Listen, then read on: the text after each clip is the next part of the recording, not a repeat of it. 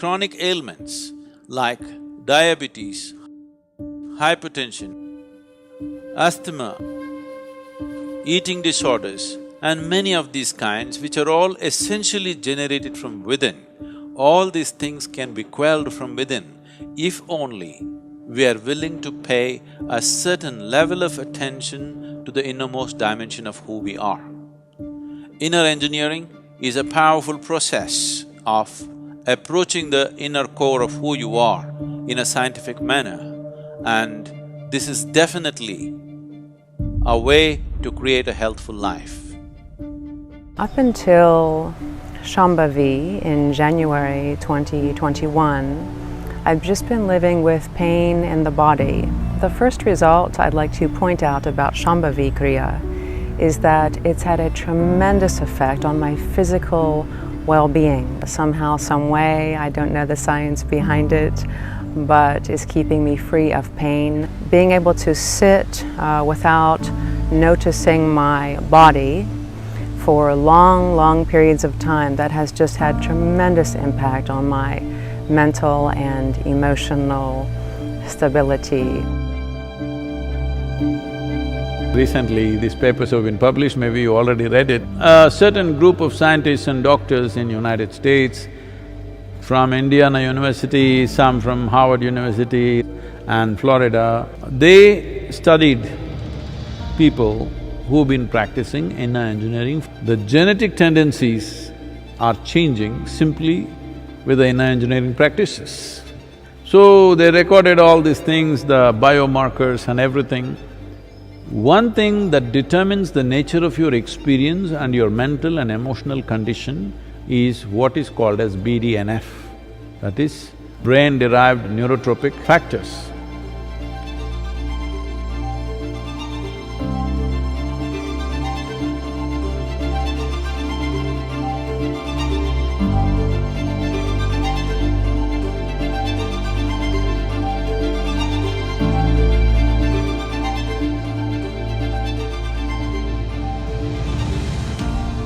So the BDNF is higher in a positive way, threefold in 90 days. That means keeping your emotions in balance, keeping in a good state of experience and sharpness of mind and pleasantness of experience shouldn't even be a problem.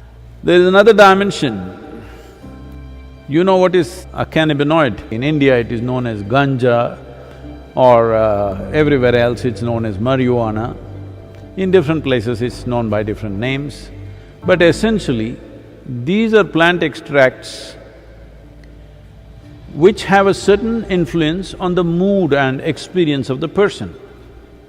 But there are millions of cannabis receptors both in your brain and across the body. Because you are supposed to produce it, you're not supposed to smoke it. So now, with the inner engineering practices, it's clearly… the biomarkers clearly establish that your endocannabinoid production is significantly higher. That means you are stoned by yourself. You don't need any outside help. But the impact of the endocannabinoids compared to the cannabinoids that come from outside are very different. It makes you intoxicated and super alert at the same time, because along with it, certain other secretions happen. I took inner engineering. Like I said, this is a yoga class, so it's not like a place where you go to quit smoking. That's not what it's designed for. But because of taking this class, after a week, I completely stopped smoking. That's after at least 20 years of smoking, a pack a day. I just quit in a week.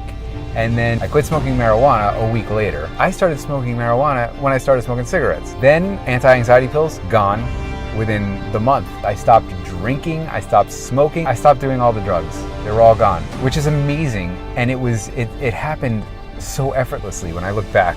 And I didn't go to this class to quit those things.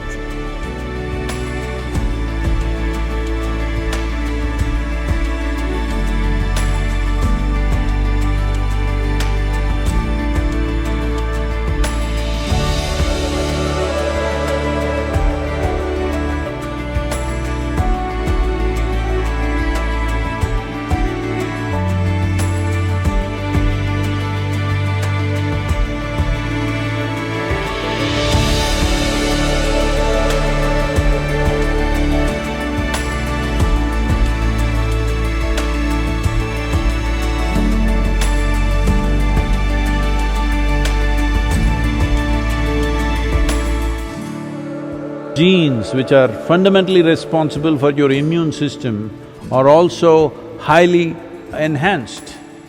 So, from the laboratories in America, from the top universities in America, it's coming that clearly they're saying 220 genes which activate your immune system, they're all elevated because of the practice. You didn't drop from heaven, as some people believe. You evolved the qualities of an amoeba, an earthworm, a grasshopper, a buffalo, every kind of beast that evolution went through. Elements of those qualities are still with you. So, these are all compulsive tendencies.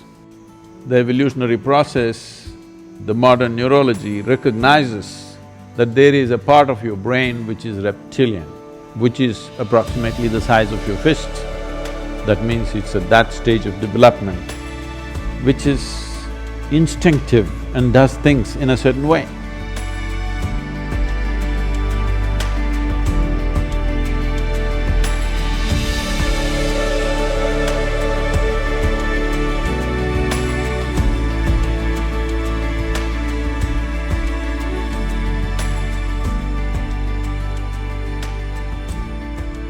But over that, a flower of cerebral cortex evolved.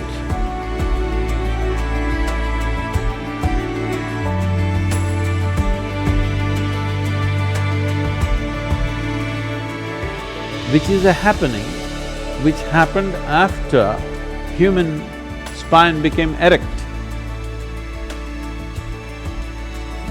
Which is what makes you human, which is what gives you thoughts about universality of the existence, which is what gives you an idea that everything is one, which is what allows you to be a scientist, this is what allows you to be a spiritual seeker. But if you go back to this, all you have is instincts of survival.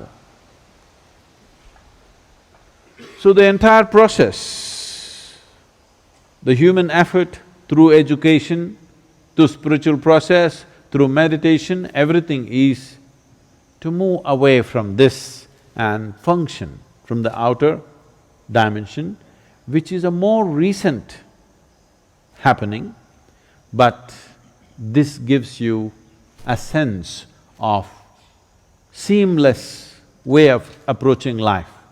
If you go to the reptilian brain of who you are, fixing boundaries is all that you know. So whenever you are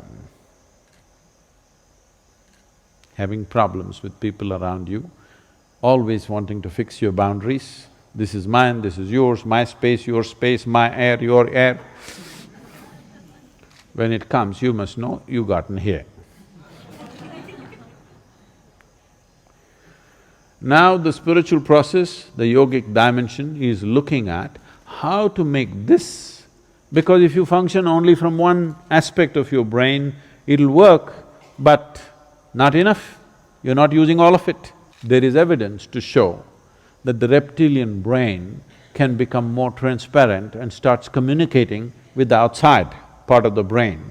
There are experiments, there are studies which show that with certain practices of meditativeness, reptilian brain, which is always about fixing boundaries, will begin to communicate with the outer part of the cerebral cortex and it function as one brain.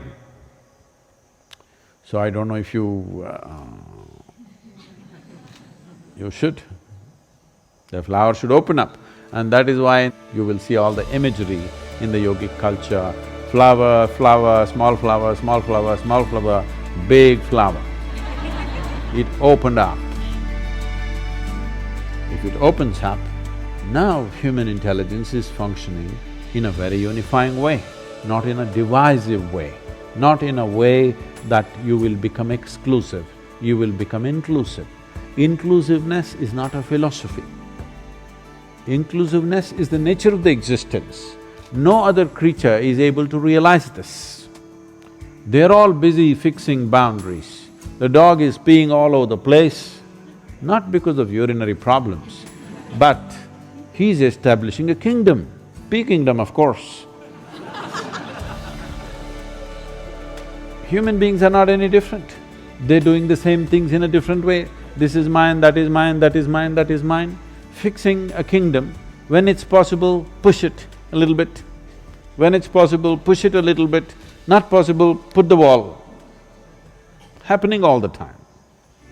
So something that I particularly noticed is how comfortable I am within myself. My insecurities seem to have reduced a lot. My relationship with others also had improved significantly. I think I became more inclusive than what I was before. Shambhavi Mahamudra, just a simple practice for 21 minutes increases brain function and neuronal regeneration. This means as you grow old, you will become more intelligent. Usually young people think you're getting stupid. Yes, your brain is actually growing, you understand? It's getting better by the day. Now there is scientific evidence. We always knew this, but today a meter has to say it. If a man says it, it's not true. If a man says it, it's doubtful. But a meter has to say it. Now the meters are saying it. The meters are saying your brain is actually growing by doing a simple 21-minute practice. And you don't believe the meter. You just do the practice for 3 months and see, you will see how clear and how smart your mind is suddenly.